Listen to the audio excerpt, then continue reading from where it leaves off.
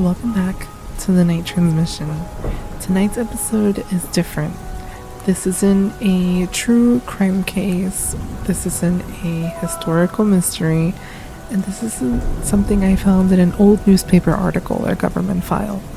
Tonight, I want to tell you a story. A fictional story. But the kind of story that feels like it could have been whispered to you by someone who swears it happened to a friend of a friend.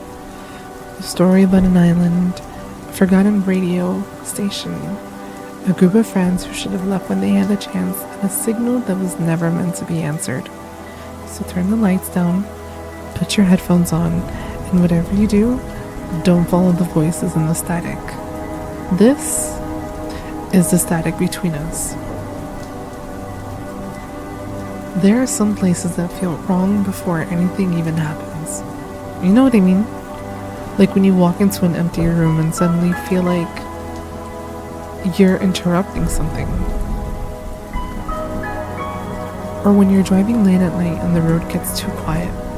No cars, no streetlights, no houses.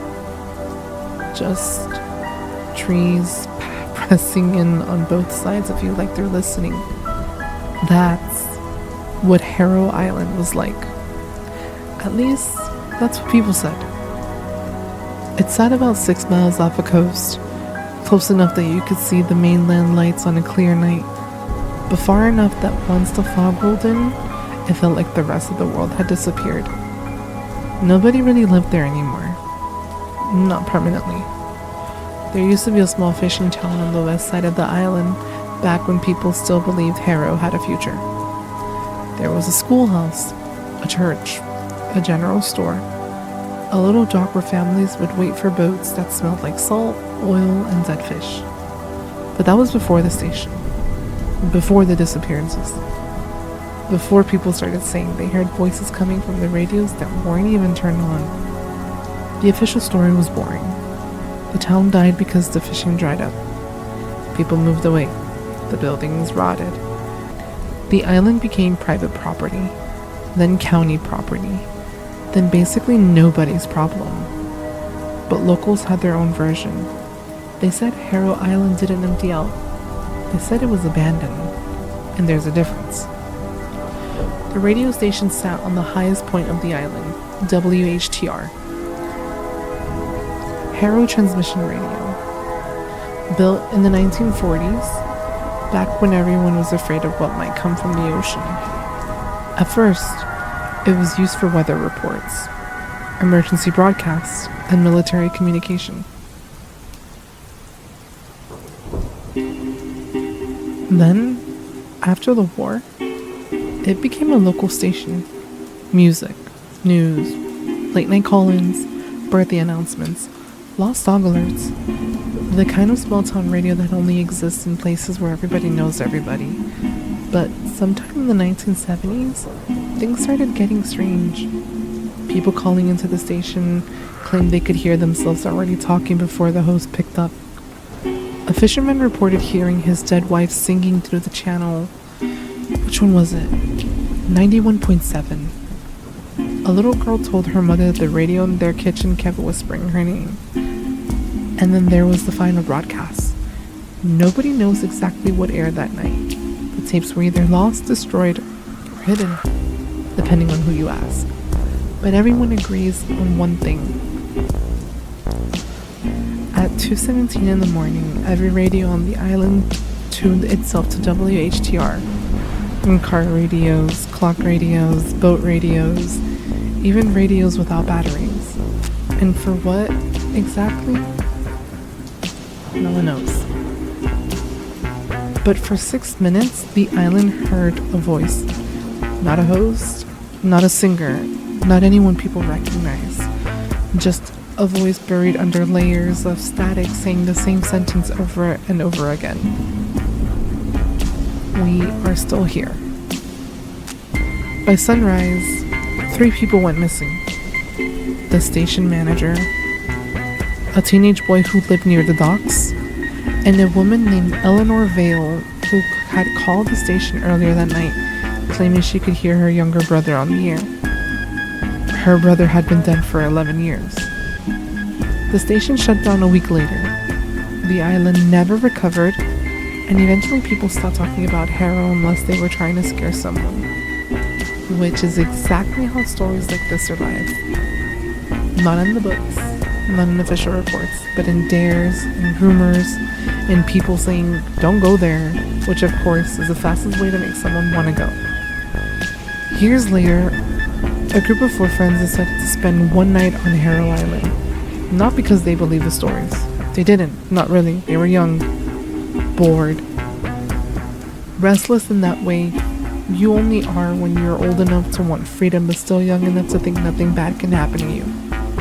There was Mara, who had the idea in the first place. She was the kind of person who turned every morning into a challenge.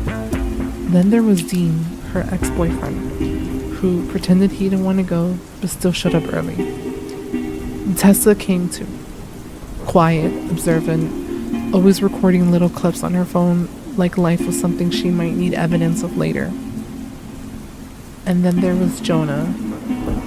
Jonah brought the radio. That part matters. Because if he hadn't found that old radio in his grandfather's garage, maybe nothing would have happened. Maybe they would have gone to the island, scared themselves a little, taken some photos, and come home with a story they'd exaggerate for the rest of their lives. But Jonah brought the radio. A heavy silver thing with a cracked dial and an antenna that bent slightly to the left. He said it still worked. He said it picked up weird stations sometimes. He said that like it was funny. At the time, it probably was. The ferry to the Harrow only ran twice a day. Once in the morning, once before sunset. After that, unless you had your own boat, you were staying until dawn. That part was the thrill. Or as some people say, part of the thrill. One night, no adults, no signal, no easy way out. Just them, the island, and a bunch of ghost stories nobody actually believed. At least not yet. The island was waiting when they arrived. That's what Tessa would later say. Not sitting there, not standing there. Waiting. The dock groaned under their feet as they stepped off the ferry. The sky was already turning gray-purple. That strange color that happens right before night fully takes over. The air smelled like seawater and wet wood. Somewhere in the trees, something moved. Probably a bird. Probably. Mara smiled like she owned the place. Dean complained about the cold. Jonah held up the radio and said, "Should we see if the ghosts are home?" Nobody laughed as hard as they wanted to. That was the first sign. The island had a way of swallowing sound. Jokes didn't travel far there. Neither did footsteps. Even the waves seemed quieter than they should have been. They started toward the old town first. The buildings were still there. Barely. Collapsed roofs, broken windows, a church bell hanging crooked in its tower. Someone had spray painted "Go Home" across the side of the general store years ago. The paint had faded, but not enough. Tessa filmed it. Mara posed in front of it. Dean said, "That's comforting." Jonah turned the radio on. Static hissed from the speaker. Normal static at first. The kind you'd expect. Then the dial twitched. Not a lot. Just enough that Jonah noticed. He frowned and adjusted it. The static shifted. For 1 second, maybe less. There was music. Old music. Soft and distant, like it was playing from another room. Then it cut out. Mara asked if he did that. Jonah said no. And then from the speaker, a voice whispered, "Oh yeah." Nobody moved. The radio popped, the static returned. Dean laughed first. Too loud. Okay, that was creepy. Mara grabbed the radio from Jonah and turned the dial herself. Nothing, just static. She smirked and said, "See? Ghosts are boring." But Tessa had stopped recording, and Jonah looked pale, because he knew what they all knew. That voice hadn't sounded like a broadcast. It sounded close. like something standing right behind them.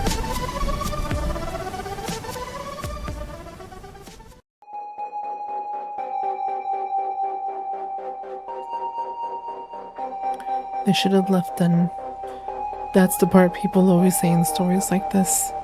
They should have turned around, gone back to the dock, and waited for morning. But that's not how people work. Not really. Fear doesn't always make you run. Sometimes it makes you curious. Sometimes it makes you want proof. Sometimes it makes you think, one more minute. And that's always where it starts. One more minute. One more room.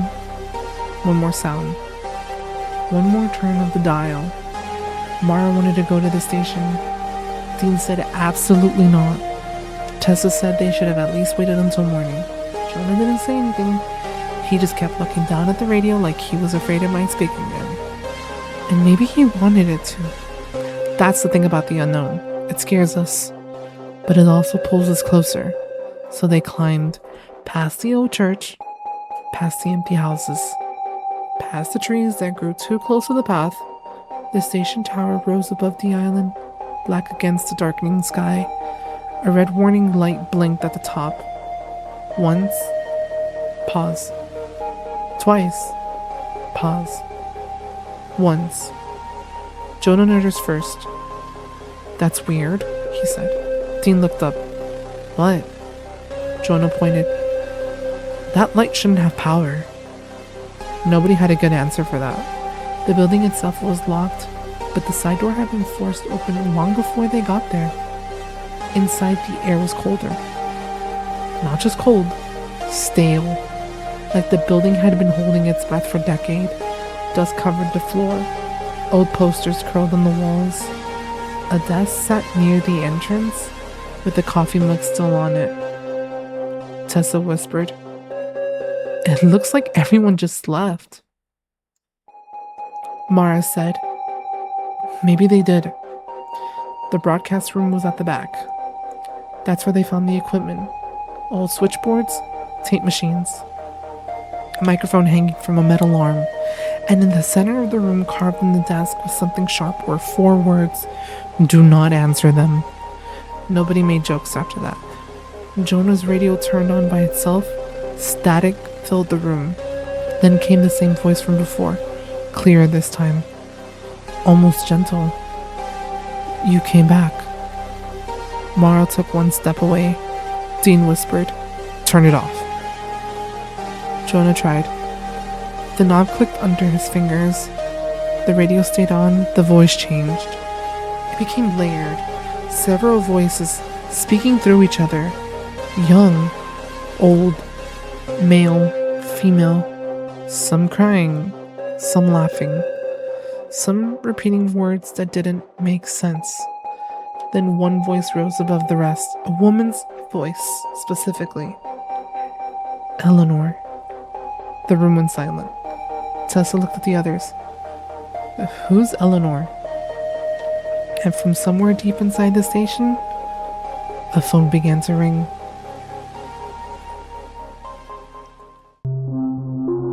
The ringing didn't stop. Not once. Not twice. It just kept going. Old telephones have a different sound than the ones we know today. It's sharper, louder, the kind of ring that demands your attention. Nobody moved. Dean looked toward the hallway. "Tell me somebody else hears that." Mara nodded slowly. "I hear it." Tessa looked at Jonah. "Please tell me that this isn't part of the radio." Jonah shook his head. "No." The phone rang again.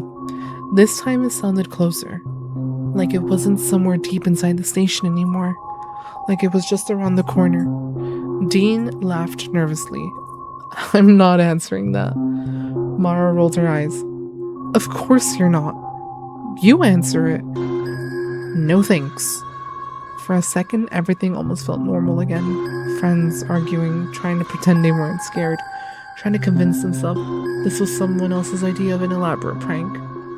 Then the station lights flickered. Just once. The radio burst into static so loud that everyone instinctively covered their ears.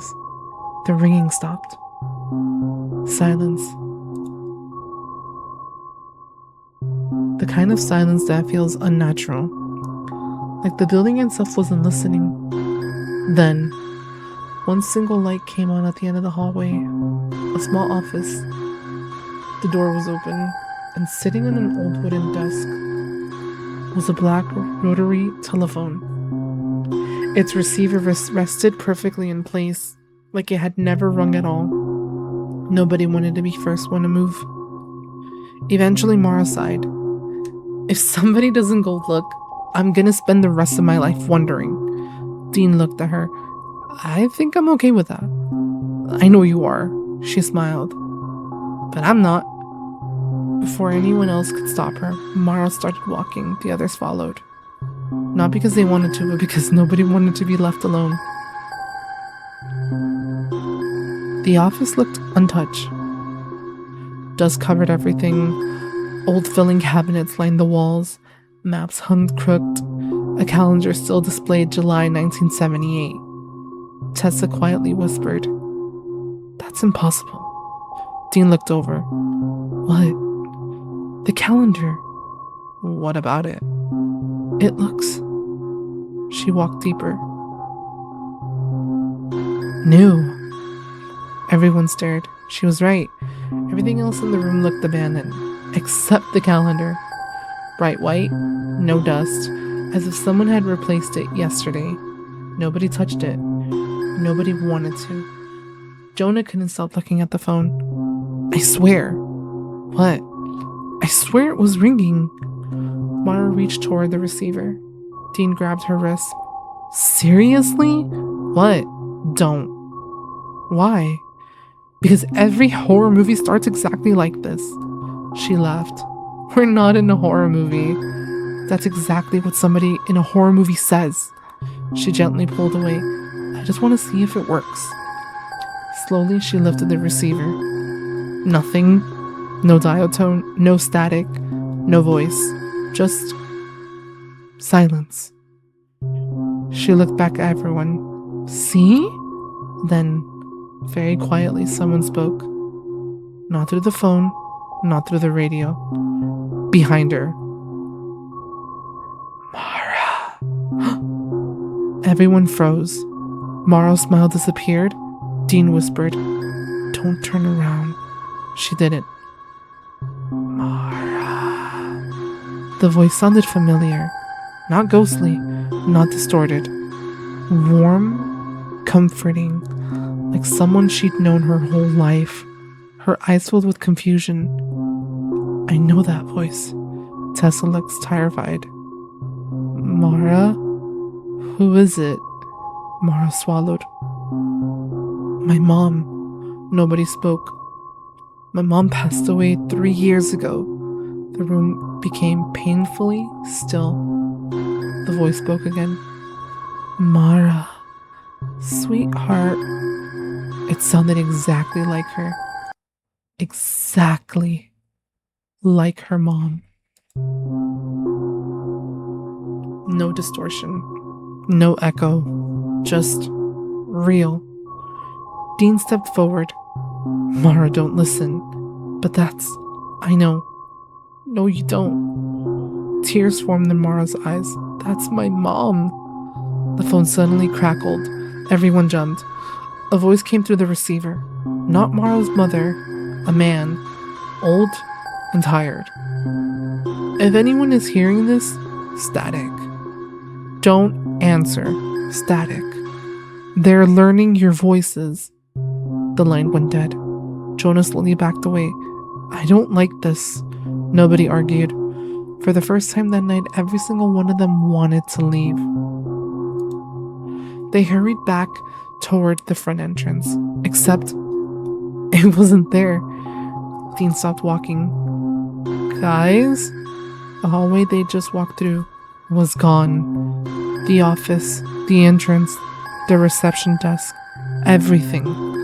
Instead, they were standing somewhere completely different. Bright fluorescent lights buzzed overhead. The walls looked freshly painted. The air no longer smelled like dust. It smelled like coffee. Fresh coffee. Music played faintly from another room. Someone laughed down the hall. Jonah looked around in disbelief. What? Tessa stared at the framed photo hanging on the wall. Employees smiling. Broadcast crews. Newsletter pinned to the bulletin board. Nothing was abandoned anymore. The station looked alive. Mara whispered, I don't think we're in the same year anymore. Before anyone could answer, a man walked past the hallway carrying a stack of papers. He stopped, looked directly at them, smiled. You're late, then kept walking. Dean's face went pale. Did he just... He saw us. He actually saw us. The group stood frozen. The impossible had just become much worse, because whatever was happening inside Harrow Station wasn't showing them the past. It had somehow pulled them into it. And somewhere deep inside the building, the radio began playing again. Not static this time. Music. A slow crackling melody, as if the station had just gone live. And over the speakers, a calm voice echoed through the halls. Good evening, Harrow. A pause. We've been waiting for our next callers. And every light in the building went out.